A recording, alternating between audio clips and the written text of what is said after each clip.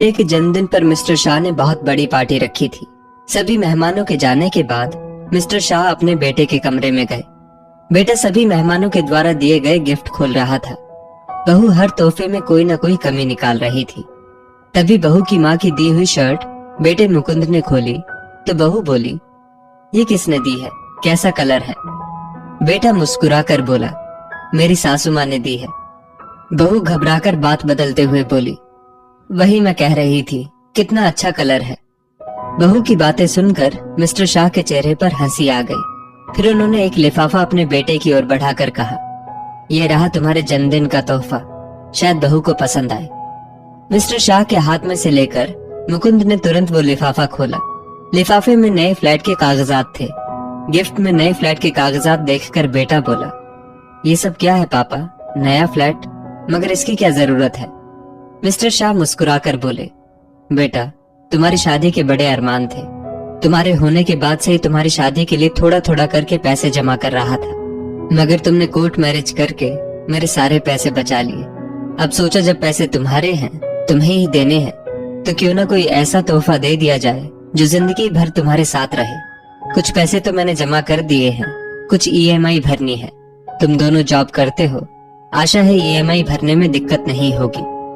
मुकुंद आश्चर्य से उनकी ओर देखकर बोला, मगर पापा हम दोनों चले जाएंगे तो फिर यहाँ पर आप दोनों अकेले हो जाएंगे। मिस्टर शाह मुस्कुराकर बोले, दो लोग कभी अकेले नहीं होते बेटा, और वैसे भी तुम्हें ज्यादा दूर नहीं भेज रहा, पास की सोसाइटी में ही हो, जब जरूरत लगेगी तुम आ जाना।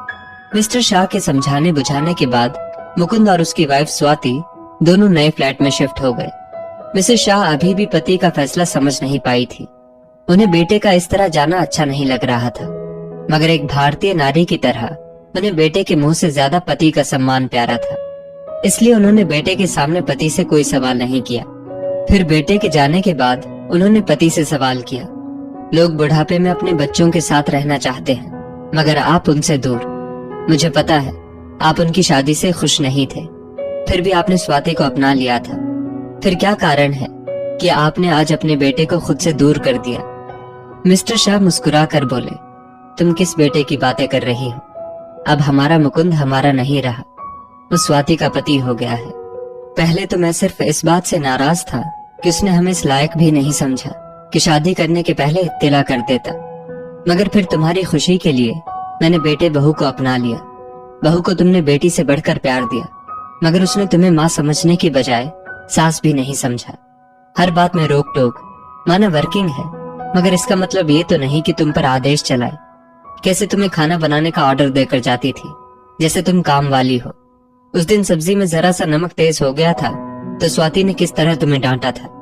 हमारे लाट साहब के मुंह से एक शब्द भी नहीं निकल पाया। परसों तो हद हो गई थी, तुम टीवी देख रही थी और स्वाति ने आकर टीवी बंद कर दिया और कहा, वे कमाते हैं, उन्हें पता है बिजली कितनी महंगी हो गई है, बेवजह टीवी देखकर बिजली का बिल नहीं बढ़ाओ। अरे इस तरह का सुलूक तो कोई नौकर के साथ भी नहीं करता। तुम्हें मुझ पर भरोसा है ना, तुम्हारा अच्छी तरह ख्याल रख सकता हूँ। फिर मेरी पेंशन है ना, हम दोनों का तो खर्चा आराम से निकल जाएगा। अब अकेले रहेंगे तो उन्हें हमारी अहमियत समझ में आएगी। यदि आ गई समझ तो कौन सा दूर है, पास में ही तो है। वैसे भी पास में रहकर दूर रहने से अच्छा है दूर रहकर पास रहा जाए। दोस्तों, इस स्टोरी को लेकर आपकी क्या राय है, नीचे कमेंट करके जरूर बताइएगा, और ऐसी ही और भी बेहतरीन वीडियोस के लिए हमारा पेज जरूर फॉलो करें। धन्यवाद।